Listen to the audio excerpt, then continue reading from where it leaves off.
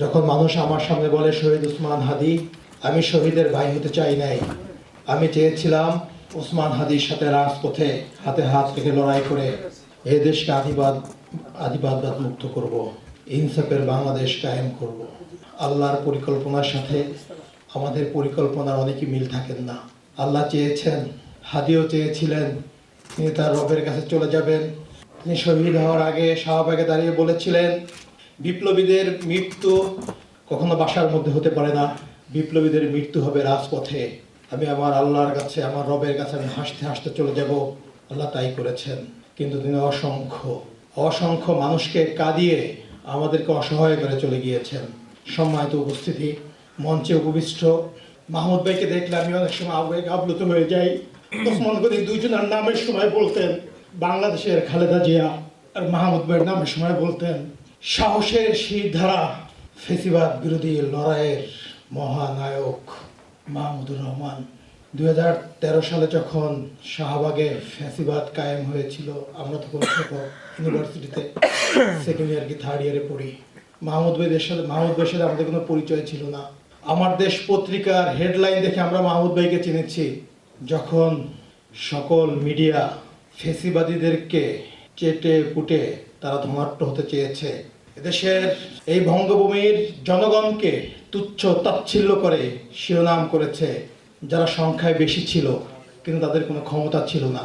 এই 90% মুসলমানের দেশে এই দেশের জনগণের 9% ক্ষমতা ছিল বলে আমরা মনে করতাম না। কারণ এই দেশের এলিট, বুদ্ধিজীবী, মিডিয়া ব্যক্তিত্ব, রাজনীতিবিদ, তারা এদেশের ক্ষমতার কেন্দ্রে ছিল। তারা শুধু মনে করত তারা শুধু শাসন করবে আর বাকি সবাই শোষিত হবে। সেই শোষিতদের পক্ষে কলম ধরেছিলেন মাহমুদ ভাই। ওসমান হাদি বলতেন, মাহমুদ ভাই যদি না থাকতো এদেশের ফেসিবাদের বিরুদ্ধে লড়াই শুরু হতে আরো 10 থেকে 20 বছর লেগে যেত। মাহমুদ ভাই আজকে উপস্থিত আছেন, আপনারা তার জন্য দোয়া করবেন। ওসমান হাদিকে আমরা বলতাম আমাদের ভালো কিছু করা দরকার। এই গভর্নমেন্ট থাকতে আমরা একটা পত্রিকার অথবা একটা টিভি অনুমোদন নিয়ে নেই। গল্প চলে বলতো আমাদের কিছুই দরকার নাই। মাহমুদ ভাই অনেক বয়স হয়েছে, ভাইকে বলবো আপনার পত্রিকা আমাদেরকে দিয়ে যান, আপনার পরে আমরাই চালাবো। আজকে মাহমুদ ভাই আছে, ওসমান হাদি চলে গেছেন মাত্র 32 বছর বয়সে। আপনাদের কাছে শুধু একটাই দাবি জানাই, ওসমানের জীবনযাপন আপনারা দেখেছেন, খুব সাধারণ জীবনযাপন করতেন এবং সে গরিব ছিল না, সেটা ভার্সিটি টিচার ছিল। আইএলটিএস এর ক্লাস নিতেন, একদিন ক্লাস নিলে 10 থেকে 15,000 টাকা তার ইনকাম হতো একদিন ক্লাস নিলে।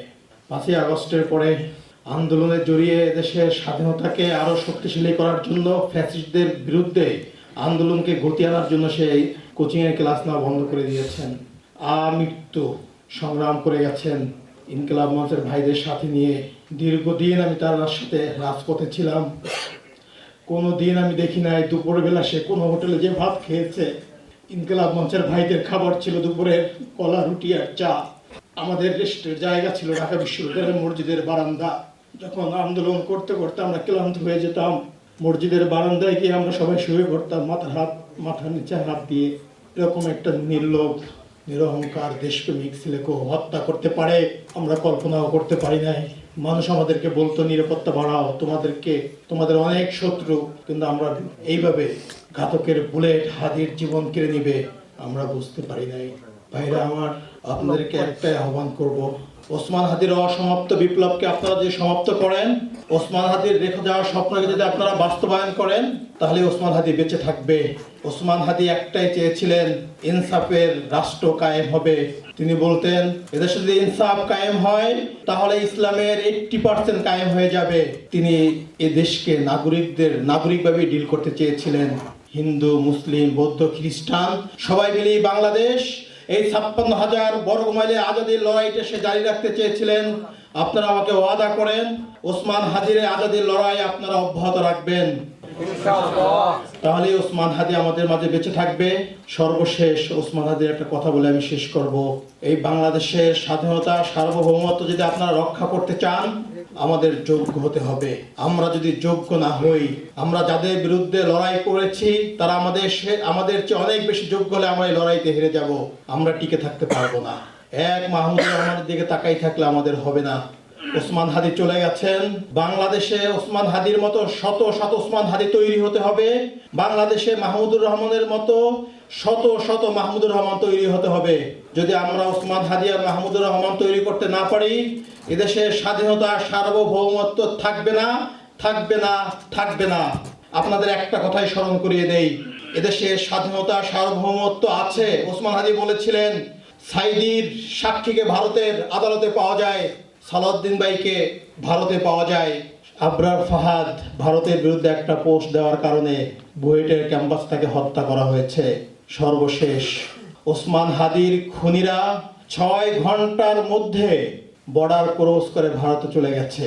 যে দেশে সরকার আছে, প্রশাসন আছে, গোয়েন্দা সংস্থা আছে, এত কিছু থাকতেও 10 মিনিটের মধ্যে লাইভ টেলিকাস্ট হয়েছে ওসমান হাদিকে গুলি করা হয়েছে। কিন্তু আমরা কি দেখলাম, 6 ঘন্টার মধ্যে আমাদের কাছে নিউজ আসছে খুনি ভারতে পালিয়ে গেছে। এই পরিস্থিতিতে এদেশে স্বাধীনতা সার্বভৌমত্ব আছে বলে আমি মনে করি না। আপনারা যদি স্বাধীনতা সার্বভৌমত্ব রক্ষা করতে চান, আপনারা শপথ করুন ওসমান হাদির রক্তে এদেশের স্বাধীনতা সার্বভৌমত্ব রক্ষা হোক। এই আশাবাদ ব্যক্ত করে আমি শেষ করছি। বাংলাদেশ জিন্দাবাদ, ইনকিলাব জিন্দাবাদ, ক্ষণ জন্মা মহান বিপ্লবী ওসমান হাদি জিন্দাবাদ।